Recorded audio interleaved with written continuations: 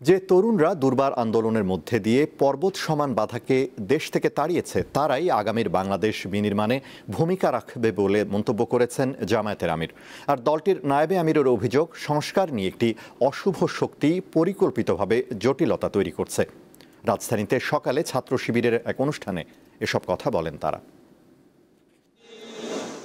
ঢাকা বিশ্ববিদ্যালয়, জাহাঙ্গীরনগর, রাজশাহী ও চট্টগ্রাম বিশ্ববিদ্যালয়ের কেন্দ্রীয় ছাত্র সংসদের নির্বাচিত প্রতিনিধিদের এবার সংবর্ধনা জানালো ইসলামী ছাত্র শিবির। রাজধানীর চীনমৈত্রী সম্মেলন কেন্দ্রে শুক্রবার সকালের এই আয়োজনটি হয়ে ওঠে দেশের আগামীর রাজনীতির নেতৃত্বের বার্তা হিসেবে।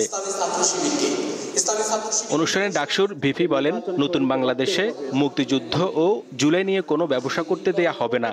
নতুন বাংলাদেশে মুক্তিযুদ্ধ ইন্ডাস্ট্রির ব্যবসা চলবে না, একই সাথে জুলাইয়ের যারা চেতনা ব্যবসা করতে চাইবে সেই ব্যবসাও চলবে না। জুলাইয়ের আকাঙ্ক্ষাকে ধারণ করে যারা নতুন বাংলাদেশ বিনির্মাণ করতে চাইবে সেই ব্যবসা সেই রাজনীতি চলবে।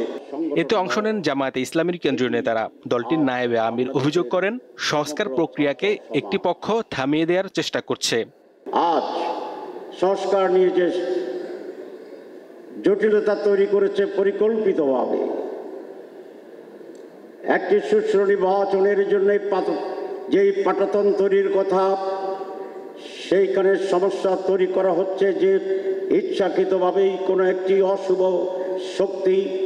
শুধু বিশ্ববিদ্যালয়গুলোতে নয়, আগামীর বাংলাদেশ বিনির্মাণে তরুণ প্রজন্মকে অগ্রণী ভূমিকা পালন করার আহ্বান জানান জামায়াতের আমির। তোমরা পেরেছ একটা পর্বত প্রমাণ, একটা হস্তিকে তোমরা এই সমাজ থেকে তাড়াতে পেরেছ। তোমাদের নেতৃত্বেই সেটা সফল হয়েছে। তোমাদের নেতৃত্বে ইনশাআল্লাহ আগামীর নতুন বাংলাদেশ, বেটার বাংলাদেশ গড়ে উঠবে, এটা আমাদের প্রত্যাশা। ছাত্র সমাজ সাথে থাকলে আগামী নির্বাচনে আরেকটি মিরাকেল হতে পারে বলেও মন্তব্য করেন জামায়াত নেতারা।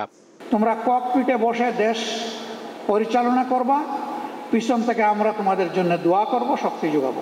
হেদায়েতুল্লাহ সীমান্ত, দীপ্ত সংবাদ, ঢাকা।